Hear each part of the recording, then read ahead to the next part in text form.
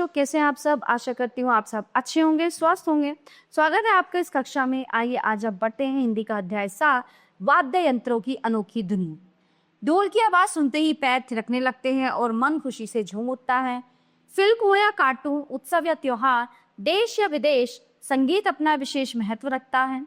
शहनाई की मधुर ध्वनि दूर से ही बता देती है कि विवाह उत्सव शुरू हो चुका है। विभिन्न अवसरों पर भिन्न भिन्न वाद्य यंत्र बजाए जाते हैं, मंगल की सूचना देते हैं।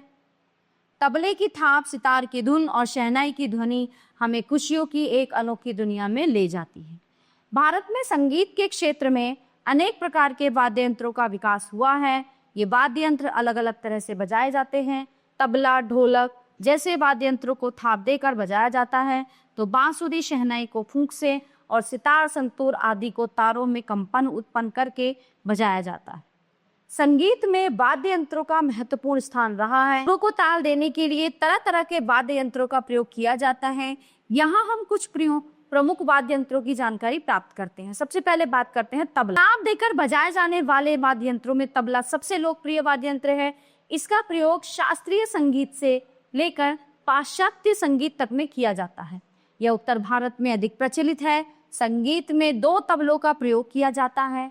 बाएं हाथ से बजाए जाने वाला यंत्र आकार में थोड़ा बड़ा होता है, इसे बाया कहा जाता है, और दाएं हाथ से बजाए जाने वाले यंत्र को दाया कहा जाता है। यह आकार में छोटा होता है। बायां तबला मिट्टी या धातु से और दायां तबला लकड़ी से बना होता है। तबले को बजाते समय हाथ की उंगलियों, हथेली और कलाई का प्रयोग किया जाता है। जाकिर हुसैन, पंडित चटर्जी, उस्ताद सुखविंदर सिंह नामधारी, पंडित अनोखे लाल मिश्र ने तबला वादन में काफी शोहरत हासिल। मुख से बजाए जाने वाले वाद्य यंत्रों में बांसुरी सबसे सुरीला वाद्य यंत्र है। बांसुरी लकड़ी की बनी होती है, जिसमें छेद के पार हवा के प्रवाह से ध्वनि उत्पन्न होती है। करीब 35 से 40 हजार साल पहले की कई बांसुरियां जर्मनी के स्वाबियन अल्व क्षेत्र में पाई गई हैं।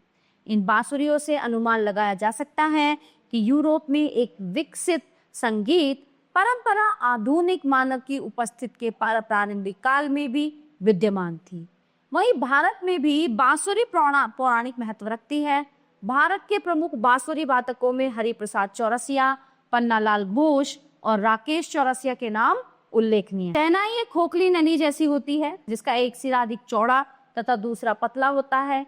शहनाई के संकरे सिरे पर डैने के आकार की 1 सेंटीमीटर लंबी 2 पत्तियां लगी होती हैं। उस्ताद बिस्मिल्लाह खां की शहनाई की ध्वनि कानों में पड़ते ही आनंद की अनुभूति होती है। वे विश्व के सर्वश्रेष्ठ शहनाई वादक माने जाते। उस्ताद बिस्मिल्लाह। तारों में कंपन पैदा करके बजाए जाने वाले यंत्रों में सितार सबसे लोकप्रिय वादक यंत्र है। यह सागौन की लकड़ी और कद्दू से बना होता है। इसे बजाते समय अंगुली में मेहराब पहनकर इसके तारों को झंकृत किया जाता है। इसका प्रयोग भी शास्त्रीय तथा अन्य तरह के संगीत में किया जाता है। सितार पूरी तरह भारतीय वाद्य यंत्र है।